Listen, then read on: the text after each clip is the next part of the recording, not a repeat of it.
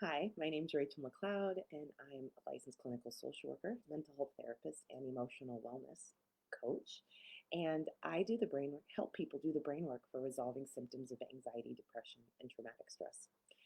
Um, and I wanted to come on today and talk about this question because people ask this question a lot. Um, and I had a friend talk with me yesterday, and she asked me this question. Well, what about when people ask questions like, "Why does this always happen to me?" And this is a really important question, and this is a really important issue because a lot of times when people ask this question, um, well, it's I'm always listening for how people are using these kinds of questions, and because it shows it speaks to a specific brain function and where they are in a healing process with something, and their brain, our brain, is always trying to help us create new ways of being. And so the new way of being is like an end product, right? It's like, okay, I made this. Okay, go pick it up and go with it. And it takes, there's a process in making new ways of being. You know, we all want to change. We all want to do better. We all want to grow. We want to reach our goals. But there is a brain function process that's required for us to get there. And if we can understand that process, we can assist the brain to get to creating what we actually want it to create, which is health, wellness, flexibility, adaptability, stability, security, safety. These things we want to create, in addition to acceptance and empathy. Right? These are end products. You don't just, you need to be more empathetic. Well, actually, your brain needs to make more empathy. It needs to be able to successfully create empathy, and there's a process for this. Um, What's challenging about this question when people are asking it is a lot of times we're using it for emotional reasons. We're actually not using it for logical reasons, and so that's what I'm looking for. If somebody's using it for emotional reasons, I know that we are early in the process, and the job is to complete the emotional process.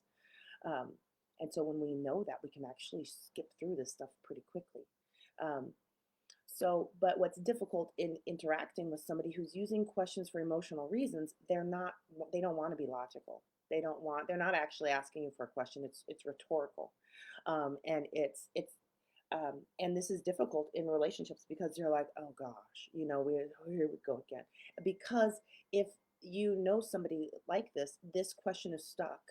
They repeat this question. It comes up frequently. It comes up often, and you're like, gosh, here they go, being a victim. Here we go, and it's very separating. It makes us want to pull away from each other because we have a sense of, oh, we're never going to get past this. And if this emotional process doesn't complete, you will not get past it. It will stay in this person's existence and in your relationship with them until it gets released, which may never occur. And we've had enough experiences like this that maybe even the first time we hear it, we're like, oh no, not this again, you know. Um, but We can get through this really quickly. And the truth is, brains need to know why this is happening to me, right? We actually need to get to the answer part of that because there is a reason this is happening to you. Things don't just occur here on the human earth plane. There is a data reason, a scientific reason, and brains need that, and brains go get that.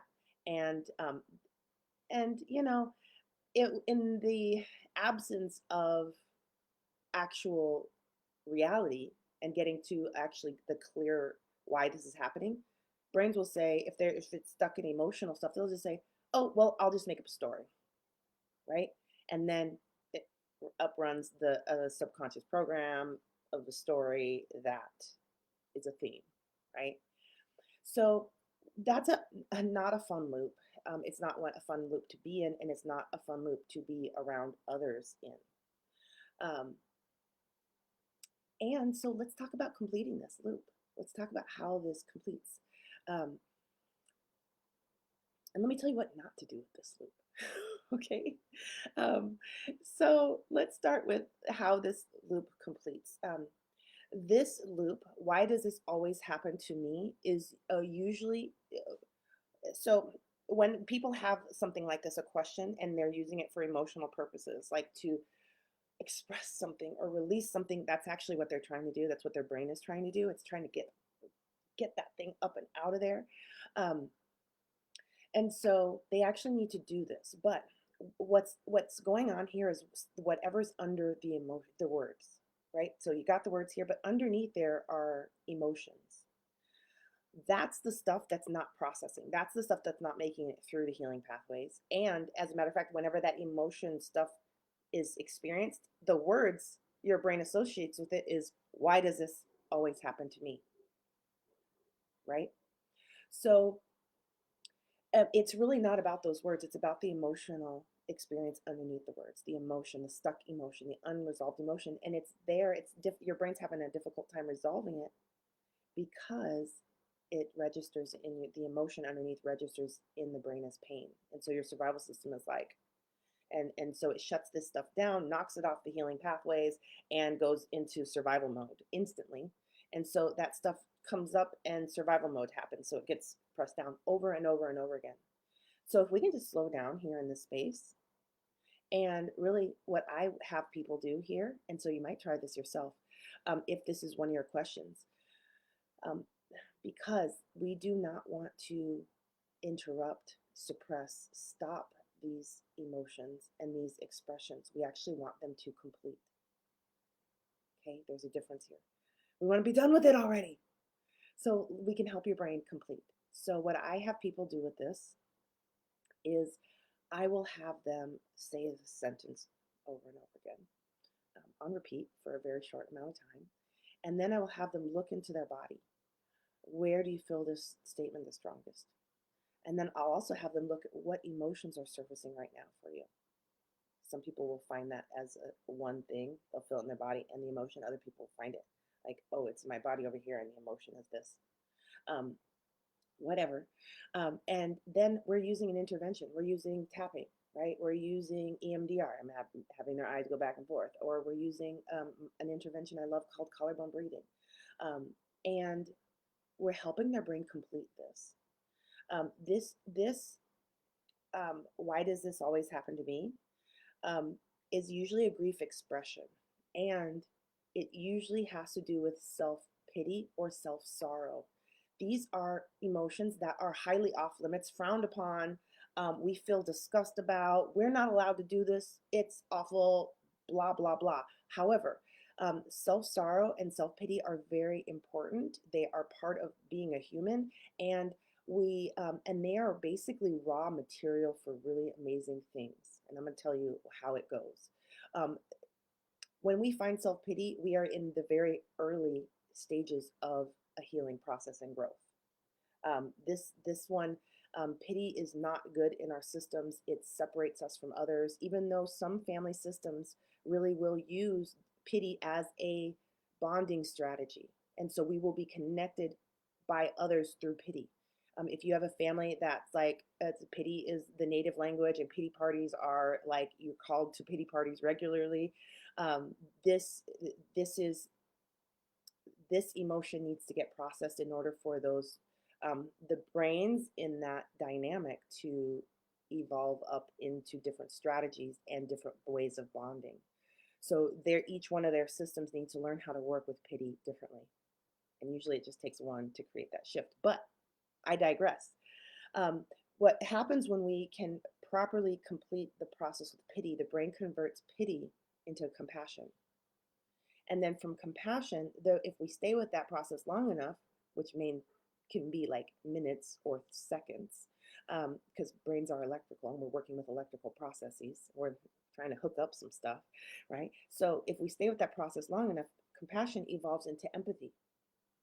Empathy is one of the most powerful, if not the most powerful emotional product that we will use to create connection, to solve relational problems, to understand a problem well enough to be able to create accurate responses to it. And so we want to get to empathy as quickly as possible. We want to help our brains make empathy as much as we can. This is the sweet spot. Many of our brains are actually trained to stop at compassion creation. And then we have compassion and we just go, no, there's more work here. Um, Um, and so, but really, if we are at pity, we need to do pity. You cannot heal from any other place than where you are. And if you're in a pity place, let's rock pity. It's a freaking wonderful place to be. And I think people really need to appreciate this more. And so I will give people um, homework to have pity parties. They are intentionally working on pity processing. We want their system to process pity like, because when brains get really good at things, it happens unconsciously. It happens outside of our awareness. It's not all up in our face. Where we're having self-pity parties, we have to be conscious of them and we're inviting other people, or we're unconscious of it and we're inviting other people because we're just having a hard time processing pity. And so we got to do all these pity things that drive us and others nuts, right? Let's just get good at pity. Let's get good at creating this, getting this path, or walking our brain down this so that our brain can do it by itself. And if by some chance you find yourself in a pity party, you're like, oh, look at me. I'm over here in a pity party. Let me just help my brain with this because it doesn't seem to be moving as well as I'd like.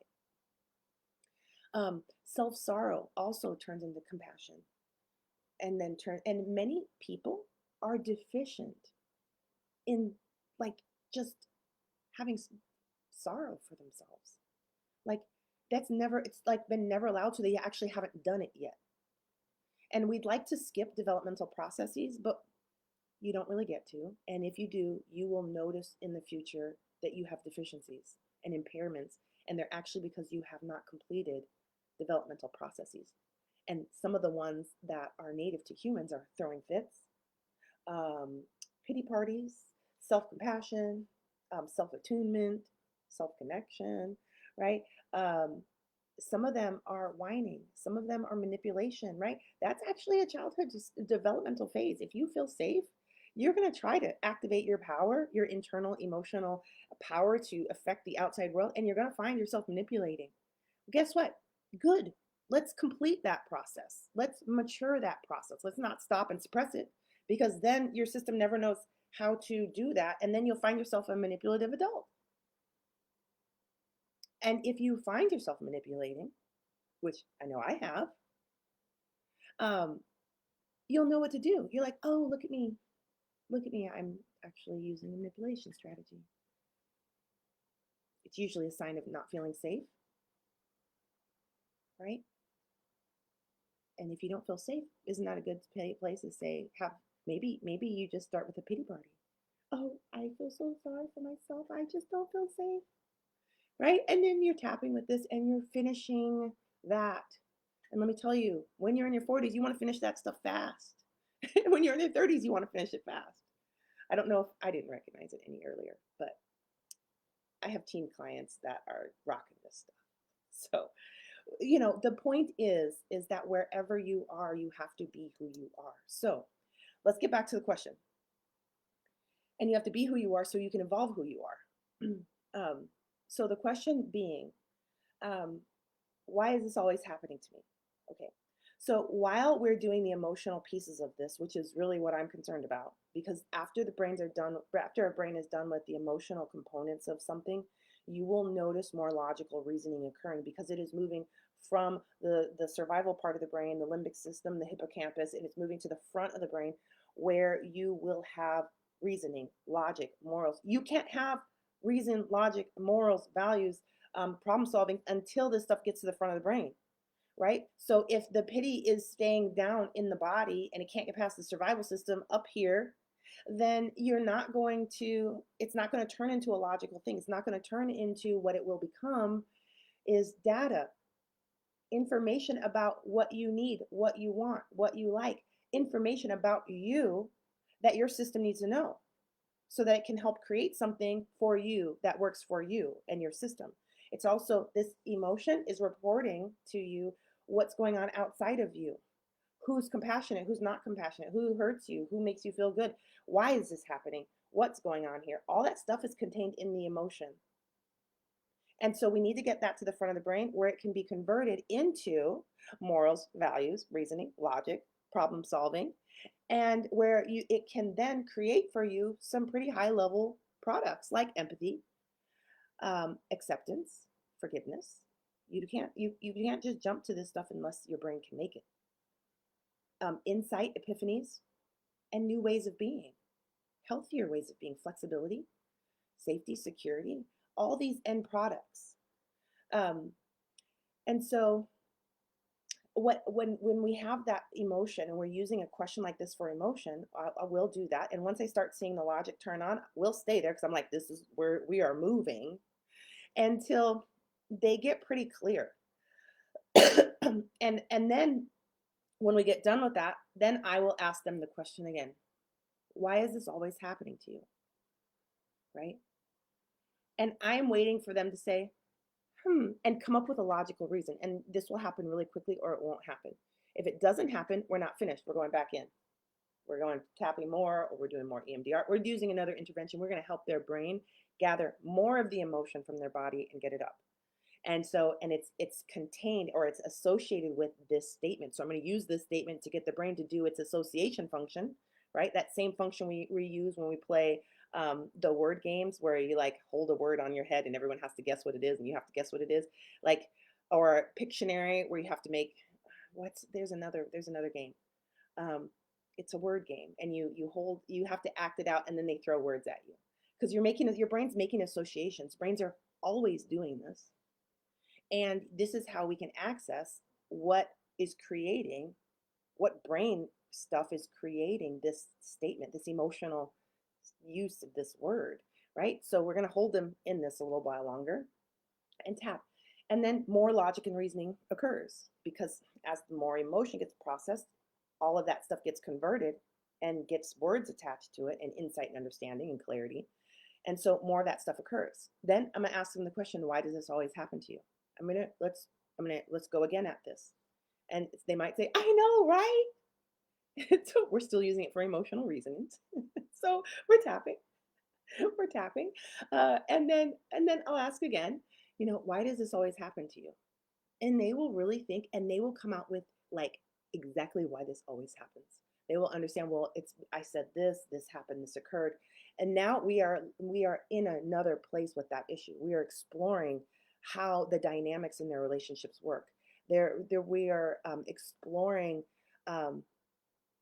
We're just exploring the logicalness of this, and then their brain comes to a new way of understanding it, and then they feel peace. They're like, huh, and then they feel right empathy with themselves, compassion.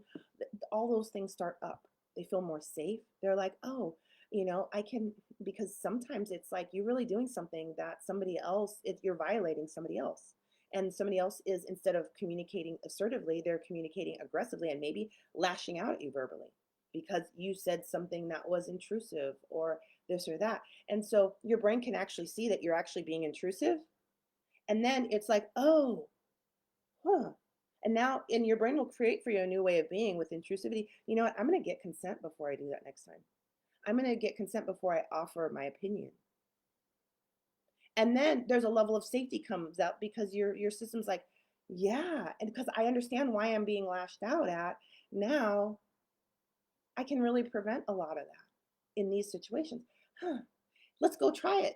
And then you'll watch yourself the next times, you'll watch yourself actually get consent first before sharing your opinion.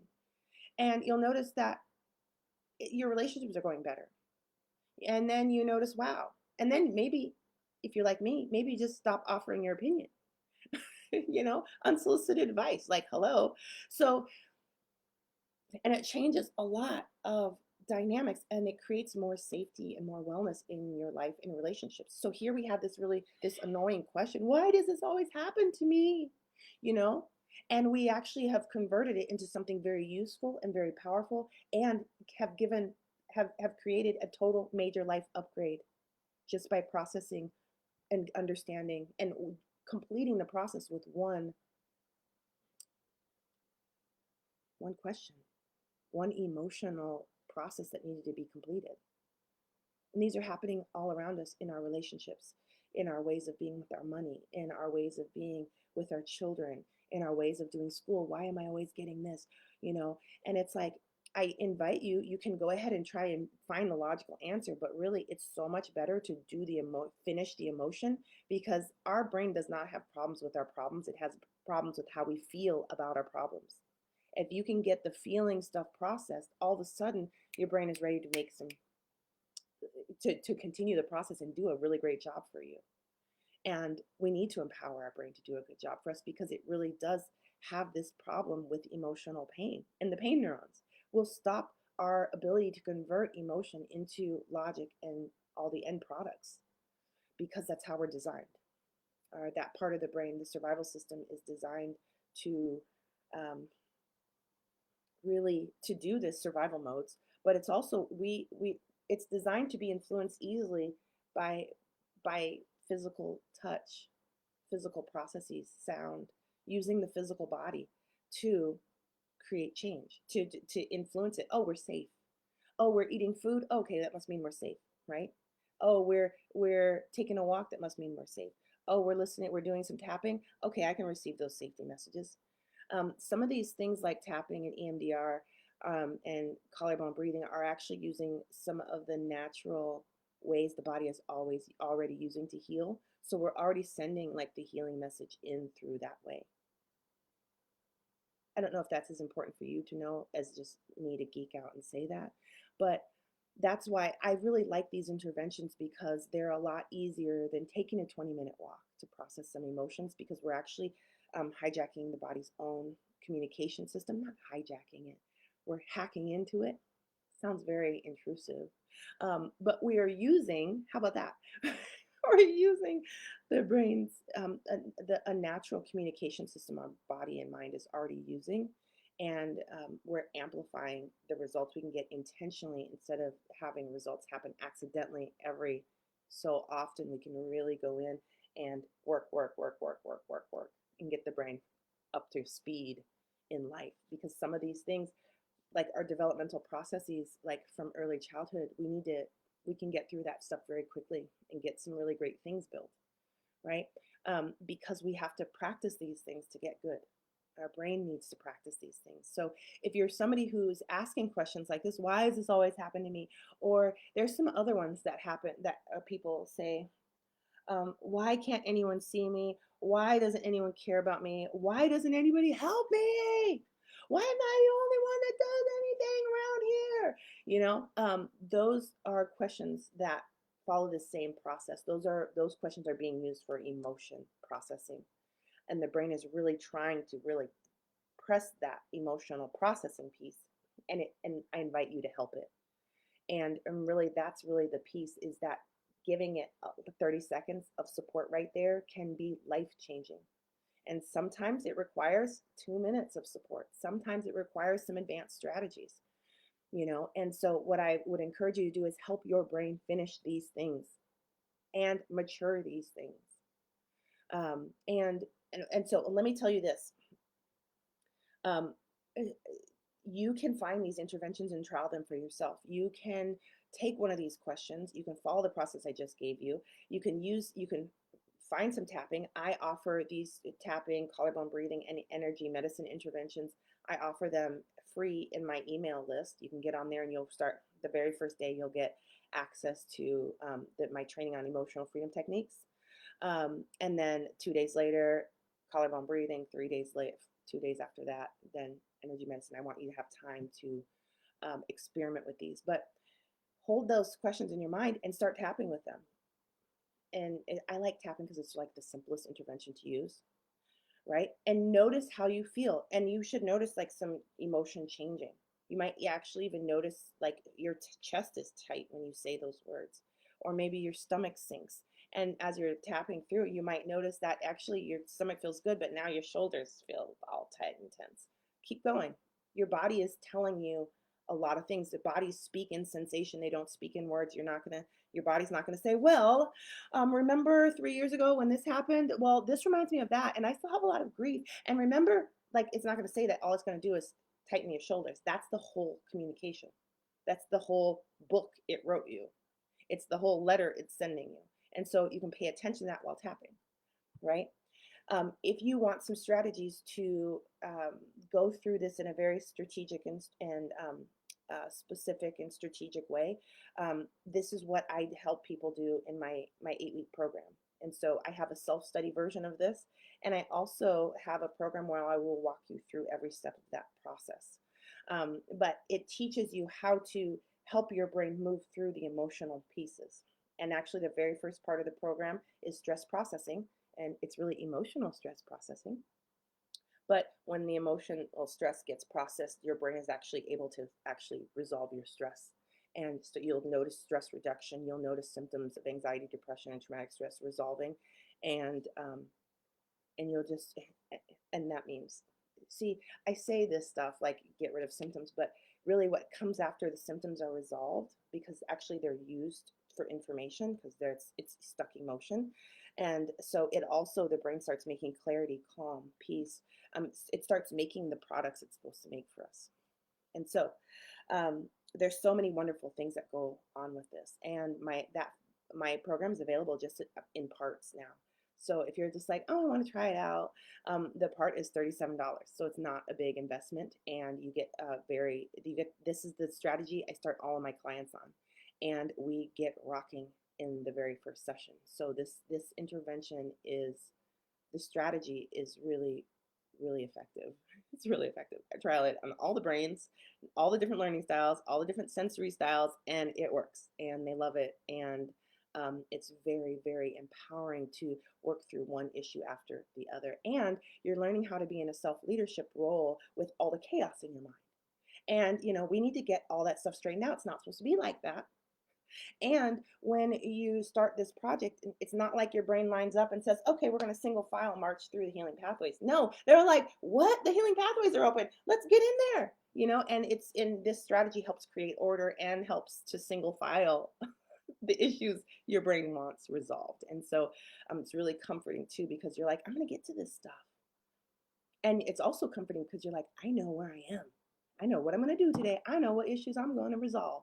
And so that's really, really awesome. And if you continue on to the program, it teaches more and more advanced strategies, and helps you work on deeper layers of the healing work. Plus, I believe that we don't just stop symptoms. We need to also, where the symptoms are, the brain has learned to do symptoms. It also needs to learn to do healthy functions.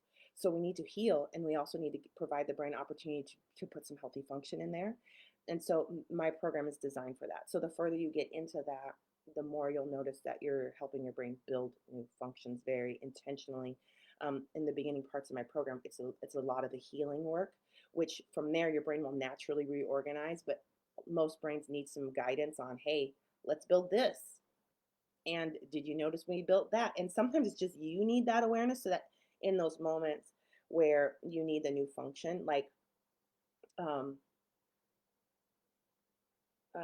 safety, right? Brains, or security, right? Brains build that. And when you feel insecure, that's the exact place where your brain says, I have never been able to build security in here. And so sometimes when you just need to notice that, so you can do some work in there and help your brain build it, build security here. And there's strategies for that. And it's fun, because then you're just like, oh, I'm insecure over here, work on that. Oh, I'm insecure over here. And the next thing you know, you that can't even find more insecurity until you pass outside of your current place of living, because your brain was able to make what you needed, which is what brains want to do. Brains want to do this. So anyway, I invite you to, if those are things that you need or want, definitely look at my website. There's you can read all about it and get started today if you wanted to, which is really fun, because once you everything's designed that you just read it and then go. It's not extra. I haven't made any fluff. Like, one of my friends was reading it and reviewing it for me, and she said it's very plain. I was like, I know, I made it like that. I might do something different, but I really didn't want to get in your brain. I didn't want to go in there and entertain you, because I like to be entertaining. I want you and your brain to get together and work, not have it like not. So it's very, very simple, and it's very, get to it. Let's get symptoms started resolving, like right now. And can you see that? And can you feel that? And where else should we do that? and so it's a really great opportunity to get in there and work. So I invite you to look into that if you want to heal this. If you have somebody that you know that is always asking questions like this that program might be a great recommendation. I teach interventions there, and then um, yeah, and then get people to work. So hold on one moment. I need to um, address. I have a cold. I'm healing from a cold, and then I'm going to answer the questions that are on the side or read that. So I will be right back.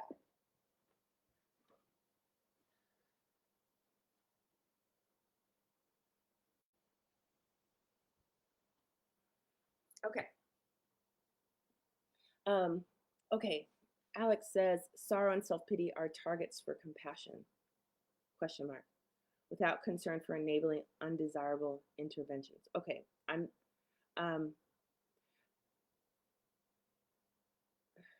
they are not targets for compassion. They are the ingredients for compassion. Um, and it's natural. Like if you see something bad happen to somebody, you feel a lot of things, right?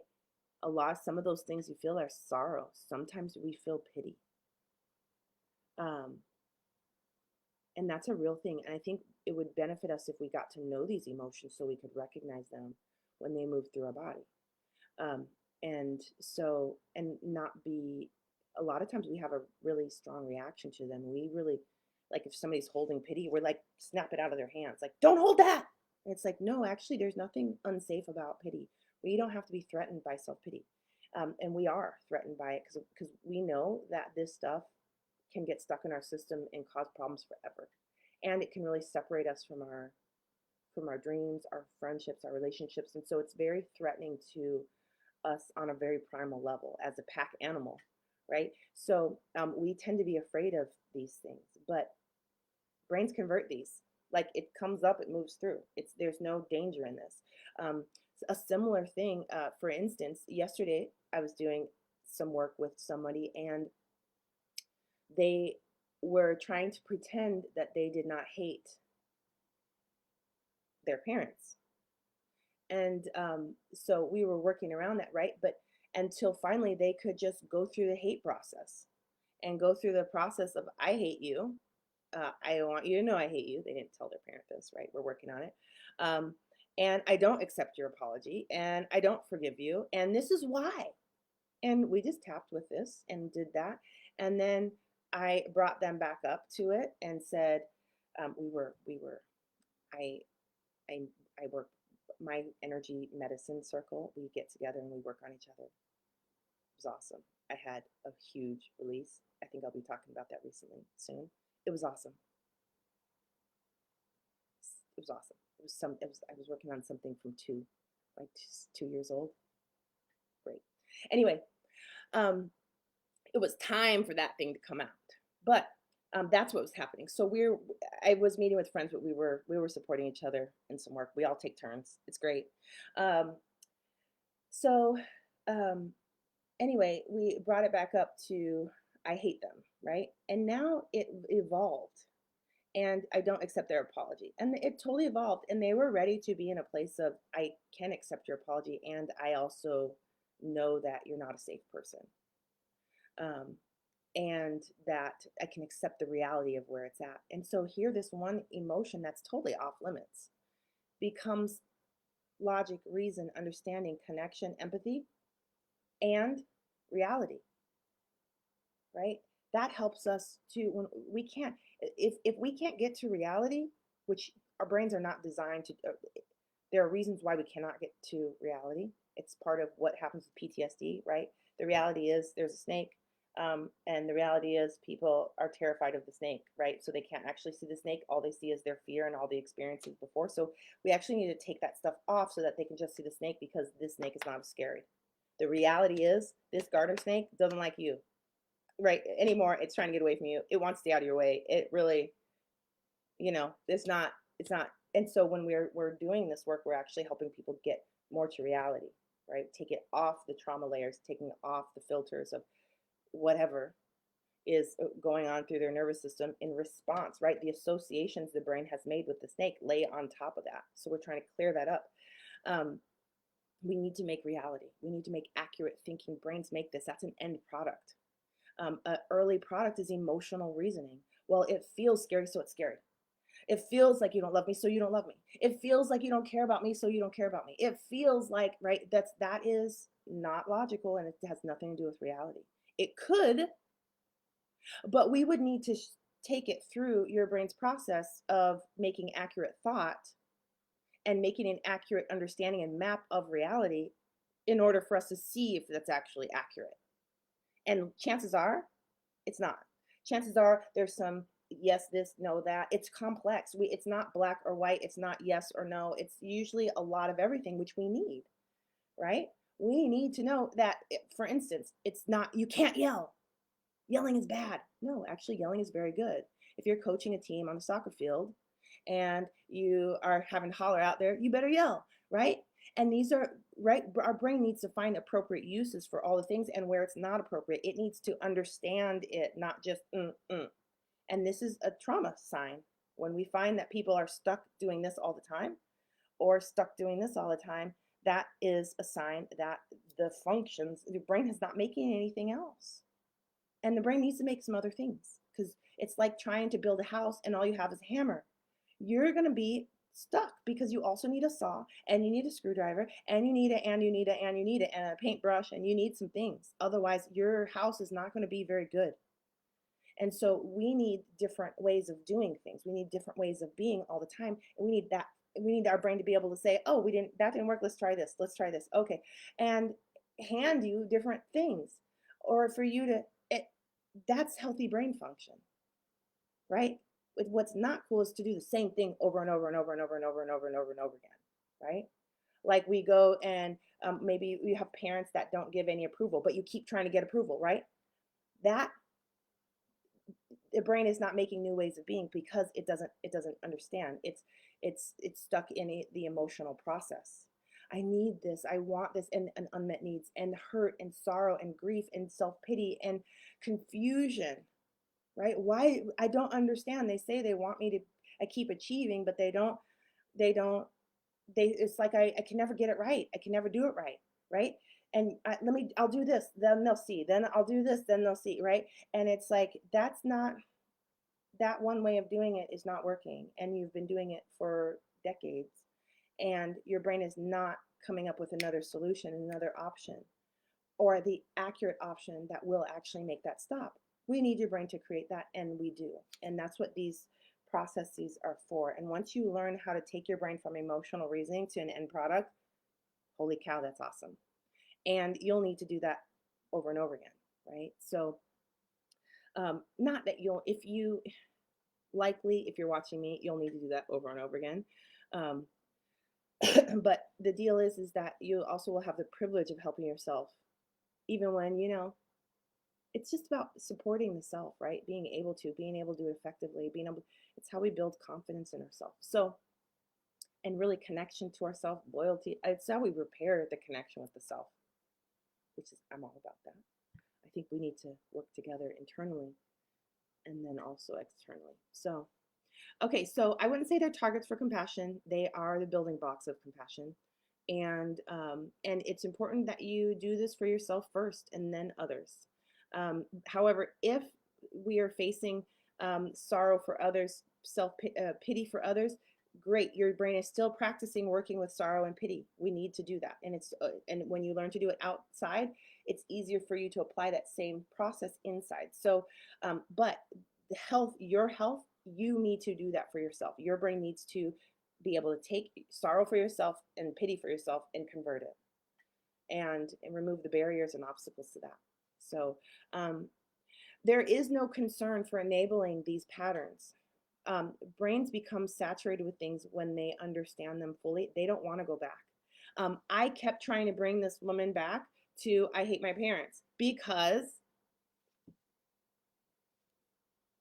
I was showing her something about her brain, but I also was checking. I was checking to see if there was any more in there, because if there's any more in there, her brain will do another round of pity. Brains that have figured it out and resolved it and there's no more emotion to pull up, they're like, look, dude, I don't want to talk about it anymore. And they might even say that. But in this case, they're like, that's just not accurate. I don't feel that way. I feel like this. Healthy stuff. And so I brought her back because I wanted her to see how that process works. And so I will do this over and over with somebody until their brain says, I don't want to do that anymore. Let's talk about something else. Because let's complete it. That's a lot of why things are happening over and over again. That's why flashbacks are happening over and over again. The brain has not finished it. Let's pull it up. Let's pull up a flashback. Okay, you can't look at it directly. Let's talk about it in a way that we can. And there's lots of brain tricks to to bring something up without causing problems or too much emotional distress. And let's process it. Okay, let's process it. Let's process it. Pretty soon, they're like, I can't even find the memory. Or that's boring. Or that seems ridiculous. Or you know what, I thought it was this, but now it's this, and they're like doing like closing brain activities. Not I also was working with somebody who we were working on something that we did not fully resolve yet. That happens all the time. And their brain hopped over somewhere else and they were thinking about how they're going to resolve this issue at work. um, that's not a completion process. That is the brain's response to, I need to save myself. I need to be safe. We're going to just hop on a distraction pathway and run. And I was like, great job. Good job, brain. You did a lot of great work. You get to run, go to a safe place. And, we acknowledge that and wrapped it up and we're done for today. Her brain may keep working on it, right? While we're back, we'll come back to it and we'll keep working on it if her brain says that's okay. If her brain's like, oh, we won't, because it wants to, it needs to, it does, it knows it does, and we can trust that when it's ready and when it can and when it feels it's safe, it really will.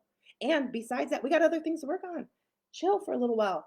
Who else wants to work in your brain? And then they come forward and they get their work done. And I think this part sits back and is like, well, they're okay, but also really what happens is that a lot of these other issues are the underlying issues in a bigger issue. And so when we resolve these little ones, we come back to this one and it's more untangled already and it's easier to process. So it's always great and fine to put something on hold. We don't have to be afraid that we're enabling things. People are really afraid of that. Well, if I'm negative, then I'm going to be more negative. That's not true. The only way to create emotional and mental health is to integrate the positive and the negative. It's like the yin and yang thing. It's the only way to do it. If we suppress the negative and we only go on the positive, we do not have an accurate view of life or the world. And when we're going to make a lot of errors out here. And so, but the deal is I have people start practicing with this slowly and in small chunks. We don't go into big things because if you can't process it, it's going to be there forever. Right? And then it's like self-defeating. And so I don't want people to have that experience. So we'll start small with stuff that just helps us resolve some symptoms, right? Because we need to get busy, and also starts reducing stress, but also is really cranking the brain's process to heal and resolve painful issues, right? And so, but as people do that, they see the benefits of it. They're like, oh, I actually needed this. I had a client who could not access their anger, never angry, never, which I'm always like, especially as somebody who's, anyway, anger, I will do anger every day first before some of these other things. It's my favorite. But so they never angry. And so that's not something that we wanted to deal. It was obvious it was not the thing to deal with right away. And the brain will tell you when it's time for anger work. And they were stuck at a job where they were being abused daily, and they could see it, and they could see the dynamics, and they started getting angry. And because it started, and there was a lot suppressed. It was getting really big, and so we were working on processing anger. But as we were processing it, they just started having anger. Tells you about your boundary violations. It gives you a report about your boundaries, what you need, what didn't happen, what needs to occur. Anger is really, really important. Anger is not important to spray around your life. Anger is important to process because it contains very, very important data. If you're somebody who lets people walk over their life and over their boundaries, when your anger turns on, it will be the key to starting your boundaries. And you will not be able to have any boundaries until you can take the information that is stored in anger and get it processed and through the healing pathways. And it becomes a new product. Anger process becomes assertiveness, right? You can assert yourself, and it becomes kindness. So you're actually pretty kind about it, but you're effective and active, um, which doesn't always look the same for every person, because we can kindly, anyway, we can do stuff like that. And anyway, we can do the things we need to do kindly. All right. But when this started, all of a sudden they were like, I'm holding boundaries, I'm changing this, I'm changing this, I'm changing this. They changed everything. They were able to hold the boundaries. They are like creating a dream life for themselves now, where they could not for 2 decades, perhaps 3 decades. And so, but it's just because they were able to use their emotion as it was intended, as emotion is intended. We do not have to be afraid of these things. It's not good for us to be afraid of these things. So we don't have any concern for enabling them. Just because you process anger does not going to make you an angry person. However, if you process anger, you're going to be somebody who can utilize your anger appropriately and as it's intended and for your highest good and the highest good of all around you. These emotions are gold, and we're really taught to be afraid of them, and that's why we're so mentally ill. Okay, so let's see what we can do to just, and really just, if you have some positive experiences with them, you start getting more curious. It's just how brains are. So I've said enough there. So shame, Alex says, shame does not need to be associated with our pity parties. No, it's okay if shame is associated with our pity party. The fastest way to upgrade your life is to process shame. So if I'm like, shame is always invited to any party at all times. Come on in, shame. VIP. What do you need here? Right? Brains have such a difficult time processing shame. So it's just not one of those emotions that you just want to not buddy up with and get supported and processed. You see shame in your inner world, you grab them by their arm and say, hi, let's take a walk. We're going to get you through the healing pathways today. And you start tapping and you start acknowledging, like, come on, shame, let's go. And you get shame from your body to your front of your brain and watch the awesome things that happen. Shame is incredibly painful. I would love to see a video of the pain neurons dancing in shame. I can see it now. I'm sure that's not how it works. I don't even know what the pain neurons look like, but I'm sure they're up there like this, with shame. And so the survival system is highly reactive to shame.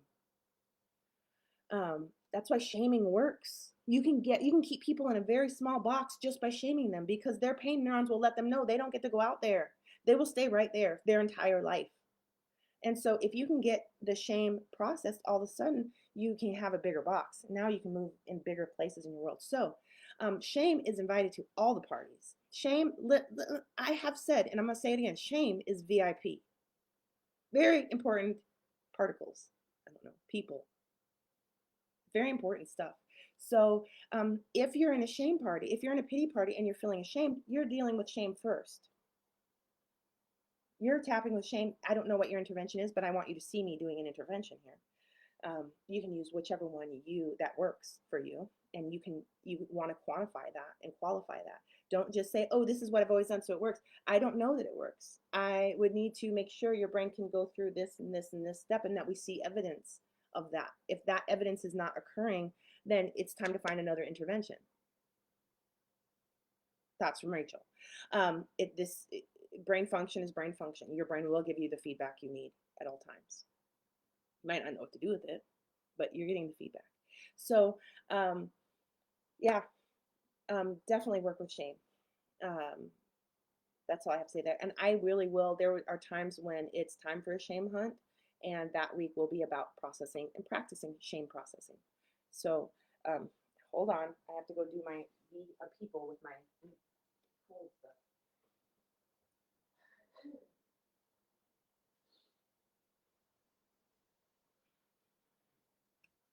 Okay. Um, Alex says, I feel like I have to remove myself from people who don't create space for my pity party. Yes, this is accurate. Um, whether it's you need to remove yourself for a 2 minute session with yourself, you need to remove yourself for a day, a month, a year, or a lifetime.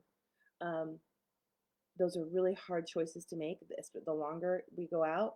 But the deal is that if you can just spend time in the pity party, it's over. I I can't. I did a whole year of pity partying. Working on myself usually takes me longer than working with others, especially because I'm feeling it for the first time. When I saw myself and I'm understanding it and I'm being all, I have a alarm going off.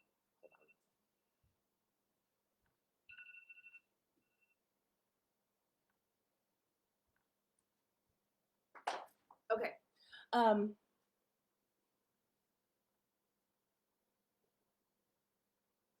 uh, I don't know where I was.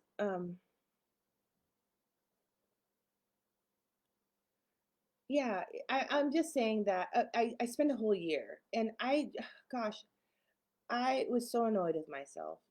At first, it was felt really good, right? I'm I teach various styles of journaling because I like we're tracking the brain, but I was just in freestyle journaling at this point, just running my pen about how sad it is for me and they're so mean to, I mean, just on and on, pity party, pity party, pity party every day. And I'm just pity partying and I've got my, I think I'm wearing an EMDR device, so I'm doing it. I'm getting lots of insights from this, but and I'm getting tons of breakthroughs and I think, oh gosh, I think I'm done. And then I go in the next day and I'm pity partying again and I realize, whoa, number one, through that time I realized that my family's native language and native and primary communication and bonding style is pity. So I'm like, well, no wonder I have so much pity stored up in me. I've been breathing pity for a really long time. Um, because I was surprised. I wouldn't think of myself as a pitiful person. But then I was like seeing all my unconscious pity behaviors. So I had to whine about those. And then, and it just really, Rachel, we're still doing this. And they'll be like, yes, keep writing. And so I just more coming. And then they do this and I'm like, who is they? They, okay, go there. I don't know who these they are. Like I'm just whining at a collective they. I'm throwing a whole pity party. And then I just stopped one day. I didn't know I had stopped, but I kept journaling and doing different things. And I realized I'm not doing that anymore. I'm not even doing that anymore. I'm not doing that anymore. And I went back to my journals and I started reading through and I was like, oh yeah, don't feel that anymore. That doesn't even relate. Oh yeah, I understand that. And it was just like there was no emotional charge to it. It wasn't like, yes, I know, girl. This is terrible. No, it was just I just had to do that. And I really connected with myself very, very deeply. And um, and now I hardly ever. I had an opportunity to have a pity party because it's like you almost start snacking on this when I realized that I was like it was yummy food. It was like the opportunity to be pitiful in front of somebody and to receive pity back was like, yes. I saw something happen and I just kind of laughed and I kind of had a moment myself. I was like, oh, we would have jumped all over that. You know, I tapped and just in memory of that. But I really haven't even it's just been so good to be free of that. And so I think really just sharing that especially the fit throwing, it's like that's a developmentally appropriate for a 3-year-old. If your parents didn't allow you to because they couldn't hold space, they don't value emotional processing, it was a threat to them, or you had to be quiet and not make dad angry or not get mom mad, you missed a lot of development. And so it's important to do that now and to create safe places to do it now. And it can happen a lot faster than a whole year. But let me tell you what, if you have to sink a year into your wellness, do that. Okay. That's all I have to say. It's worth it, especially if you're somebody with complex childhood trauma and neglect and like generational patterns of trauma, like myself. There's work to do, right? But even if you're just a human, we're always outgrowing our subconscious programming. We're just And a lot of times to make growth and change, we have to, our brains will activate a lot of emotion within us.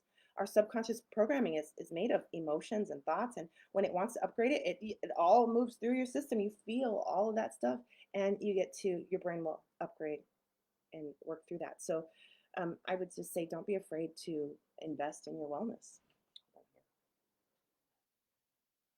All right.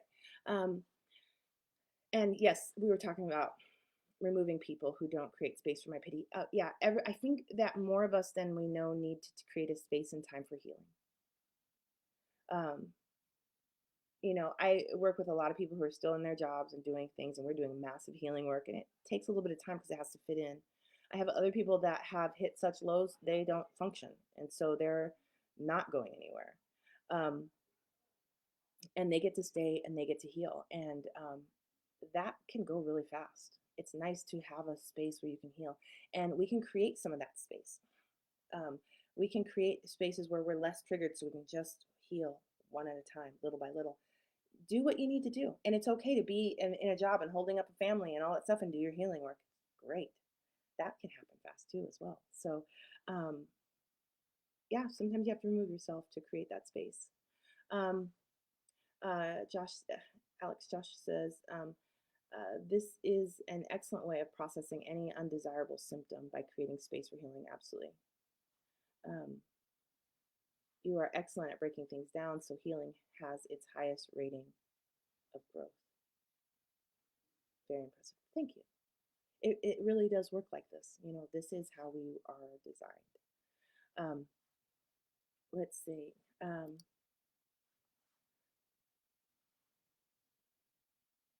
Okay. I can tell that I'm confusing for you to watch and that you're focused on ridiculing.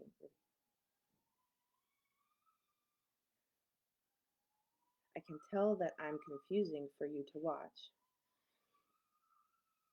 and that you're focused on ridiculing me. That's the block that came up for me just listening to you. They come up, right? We make all these associations. Great, process it. And you know what? As you watch people, you see yourself. Your brain imposes your own stuff onto them. And sometimes, especially for empaths, it's hard to tell when you're picking up somebody else's stuff and when you're picking up yours. And my rule of thumb for that, or if you're projecting yours, is process it all. Process it as if it's yours. Process it as if it doesn't take very long. Process it as if it's theirs. Go, go, go, go. Just your brain will sort it out. Brains sort. That's what brains do. Brains sort. Brains sort. Okay. So if brains can do what they're doing, they will sort all of this stuff out for you. That's like my whole thing. Brains do this stuff. Um, okay. Will people be safe if they have adequate space for their trauma processes? I don't know that there is safety here on the plane of Earth, um, or any other plane. I don't know. I don't know about those ones. I don't know if there are. I'm just saying, perhaps there are. I don't know. But here, I think safety is an illusion our brain creates, and I love it. I love that state personally. I love that illusion, and it's very functional for us. And it's an end product. Our brain can make that. It takes some ingredients. Our brains make that. It's designed to make that. We know this is the case because people can be in very abusive relationships and feel safe, right? It's not an accurate use of the brain's ability to create this safe illusion. It's not a functional use of that, but brains can do it. Brains will do that for you anywhere.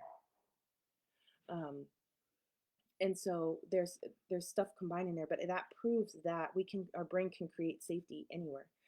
So when we're in a safe relationship and it's healthy and all that stuff, and you've got unsafe signals going on, your brain hasn't made safety there, and there's reasons for that. Let's help it do that, right? But when I think what brains really, I don't know how to answer that one. There are things you can do to create the external check boxes for your system to be able to check and say, okay, we're safe. But we can be safe when somebody's disrespecting us. We can maintain safety, and and our nervous system can tell us that we're safe. We can fail a test at school and our nervous system says we're safe. We can also, right? So it's more about, is your brain making safety than is it actually safe? Um, that's one answer. And the other answer is we need to be processing and getting accurate enough that we can tell if we want to be in a situation or not, and if we should stay, and if, because a lot of times we're in toxic relationships or unsatisfying situations because there is something in there that our brain still needs to and still benefiting from. And a lot of times that's the ability to process old stories, old emotions, stuff. And so we're in here again because the brain is like, ooh, in here I can feel those feelings I need to feel and finally finish. But it likely what happens is if your processor isn't working, you don't ever process the feeling, so it goes to recreate the next scenario and the next scenario where you can feel that same sensation, and that's frustrating. So in those things where we're in the same cycle, we want to just resolve that. So I would say um,